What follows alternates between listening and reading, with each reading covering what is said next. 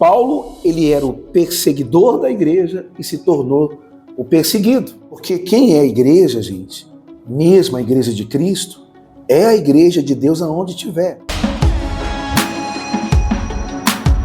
O que é ser um cristão autêntico? É quando um ser humano se converte de fato e de verdade e ele se torna uma nova pessoa em Cristo. No livro de 2 Coríntios, capítulo 3, no versículo 17, fala assim: Ora, o Senhor é o Espírito, e onde está o Espírito do Senhor, aí há liberdade. E todos nós, com o rosto desvendado, descoberto, os olhos abertos, espiritualmente falando, contemplando como por espelho a glória do Senhor, somos transformados de glória em glória na sua própria imagem, como pelo Senhor, o Espírito. Paulo, nessa carta aqui aos Coríntios, ele deixa uma riqueza clara de uma verdadeira transformação, de um novo nascimento, de um ser humano que se tornou uma nova criatura. E ele fala que o Senhor é o Espírito, em letra maiúscula, o Espírito Santo. Onde está o Espírito do Senhor é porque houve uma libertação de todos os males, do pecado, dos traumas, das culpas, dos medos, inclusive dessa vida terrena com foco na vida eterna. E ele diz assim: e todos nós com o rosto desvendado, contemplando como por espelho a glória do Senhor, somos transformados de glória em glória na sua própria imagem. Essa é a maior mudança na vida de um ser humano. Dinheiro nenhum pode transformar o caráter de um ser humano. O dinheiro pode proporcionar, inclusive, uma vida muito boa, estudos, faculdades, uma vida de conforto. Mas o caráter só pode ser moldado pelo próprio Deus, porque quando a pessoa ela é o que é, para ela ser diferente e ser mudada, ela precisa abrir mão de quem ela é. O texto sagrado fala sobre o apóstolo Paulo. No livro de Atos, quem era Paulo antes dele ser uma nova criatura? Ele era conhecido como Saulo, o perseguidor da igreja de Cristo. Eu separei aqui uma analogia da vida de Paulo. Diz assim: Saulo nasceu em Tarso da Cilícia, Atos 21, 39, numa cidade importante, culturalmente avançada do Império Romano. Por isso, além de judeu, Paulo também possuía cidadania romana, Atos 22. A sua educação foi ser instruída em Jerusalém aos pés de Gamaliel, um dos mais respeitados mestres da lei judaica, Atos 22. A sua religião era o judeu fariseu. Você vai achar isso lá em Filipenses 3:5. Ele era extremamente zeloso na prática da lei de Moisés e das tradições de seus pais, Gálatas 1:14. A sua perseguição à igreja. Saulo acreditava que os cristãos estavam blasfemando contra Deus, pois pregavam que Jesus era o Messias, o Filho de Deus. Por zelo religioso, via os seguidores de Cristo como uma ameaça à pureza do judaísmo. Por isso passou a perseguir violentamente a igreja. Ele aprovou o testemunho na morte de Estevão, Atos 7:58. Ele entrava nas casas, prendia homens, mulheres, cristãos, crianças e os entregava às autoridades, Atos 8:33. Respirando ameaças e morte, quer dizer, ele tinha na veia dele, ele tinha no sangue dele o propósito de matar os cristãos. Na verdade, os cristãos verdadeiros, para Paulo, é como se esses cristãos fossem inimigos de Deus. E Saulo estava lutando por uma causa verdadeira. Saulo, ele não percebia, mas ele matava cristãos. E isso é antibíblico. Porque em um dos 10 mandamentos está escrito: não matarás. E Paulo matava os cristãos. Olha que coisa incoerente a cegueira de um ser humano religioso. Mas olha só, vamos aqui resumir o finalzinho da história de Saulo, que se tornou Paulo. E respirando ameaças de morte contra os discípulos. Em resumo, Saulo era judeu, cidadão romano, altamente instruído na lei, que acreditava defender a fé judaica, perseguindo os cristãos até ser transformado por Cristo no caminho de Damasco. Quando Paulo se converteu, você vai ver essa história lá no livro de Atos, Atos capítulo 9, versículo 1 em diante.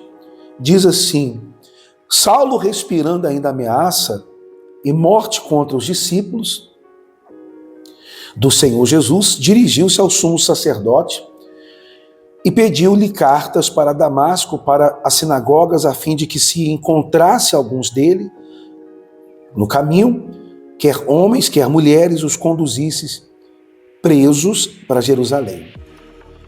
E no caminho aconteceu subitamente, chegando em Damasco, uma luz resplandecente no céu brilhou. Caindo por terra, ouviu uma voz que dizia: Saulo, Saulo, por que me persegues?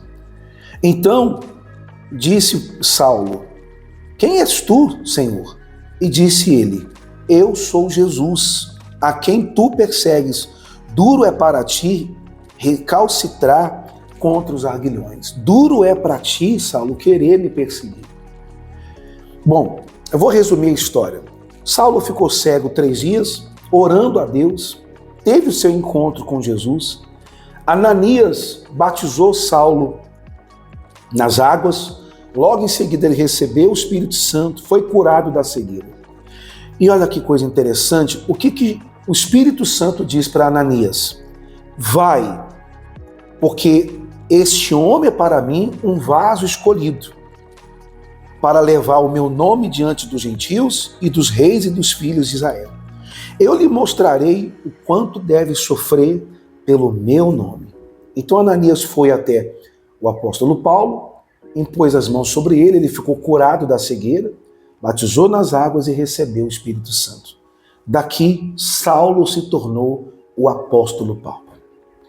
E era tão difícil acreditar na mudança de Paulo, que no versículo 20 diz assim: logo nas sinagogas ele pregava a Cristo, e que esse era o Filho de Deus. Olha só, quem estava perseguindo, matando, agora estava sendo um pregador da palavra. E diz assim: todos os que ouviam estas palavras estavam atônitos e diziam: não é este o homem em Jerusalém que perseguia os que invocavam este nome? E para isto veio aqui para os levar presos aos principais sacerdotes? Saulo, porém, se esforçava muito mais e confundiu os judeus que habitavam em Damasco, provando que aquele era o Cristo. E tendo passado muitos dias, os judeus tomaram conselho entre si para matar Paulo. Veja que coisa interessante. Paulo, ele era o perseguidor da igreja e se tornou o perseguido. Ele matava os discípulos, agora os judeus queriam matar Paulo porque ele estava pregando a Cristo. Gente, o fato é que quando a pessoa se converte a Cristo, ela é uma nova criatura. Como nós lemos em Coríntios, somos transformados na glória de Deus. Essa é a pergunta que você precisa fazer como cristão para você. Você se tornou mesmo uma nova criatura? Você pode falar assim: ó, eu sou de Cristo. Eu sei que ninguém merece, é digno de Deus. Todos nós somos pecadores. Eu sou pecador, você é pecador e não somos dignos do Senhor. Mas quando há uma entrega sincera, verdadeira daquele ser humano, ele passa por uma metamorfose, uma transformação. No livro de Ezequiel, capítulo 36, versículo 25, diz assim: Disse o Senhor, então aspergirei água pura sobre vós e ficareis purificados de todas as vossas imundícies e de todos os vossos ídolos eu vos purificarei. E dar-vos-ei um coração novo e porei dentro de vós um espírito novo. E tirarei da vossa carne o coração de pedra e vos darei um coração de carne. Quer dizer, aquele coração duro por um coração novo. E porei dentro de vós o meu espírito. E farei que andeis nos meus estatutos e guardeis e os meus juízos e os também os observei. Habitareis na terra que eu dei a vossos pais, e vós sereis o meu povo, e eu serei o vosso Deus. Que coisa gloriosa. Veja aqui, esse versículo fala sobre a mudança que o Espírito Santo pode fazer em qualquer pessoa que se entrega para ele de corpo, alma e espírito. A verdadeira conversão está aqui. Deus asperge a água pura, batismo nas águas, seguido de um arrependimento sincero, verdadeiro, confissão de pecados. Ela recebe um coração novo, espiritualmente falando, um coração novo, coração puro, lavado, remido por Jesus. O Espírito Santo troca o espírito dela, aquele espírito abatido, depressivo, aquele espírito cansado. O Espírito Santo troca aquele espírito, dando à pessoa uma nova vida, um espírito novo. E depois disso, ele ainda coloca dentro da pessoa o seu espírito, o Espírito Santo. Aí ele diz: e vocês serão o meu povo e eu serei o vosso Deus. É a partir dessa mudança, dessa transformação, é que alguém se torna um cristão verdadeiro. Por isso que o Espírito Santo abra seu entendimento. Não é só o conhecimento da palavra. Paulo, ele tinha muito conhecimento da palavra, da letra, mas ele não conhecia Jesus. Espiritualmente falando, Paulo estava muito longe de Deus. Ele carregava ódio, cheiro de vingança, de morte, de perseguição aos discípulos. Ele não era cristão, ele era um fanático, ele era um religioso homicida. Mas quando Paulo se converteu a Cristo, ele se tornou uma nova criatura.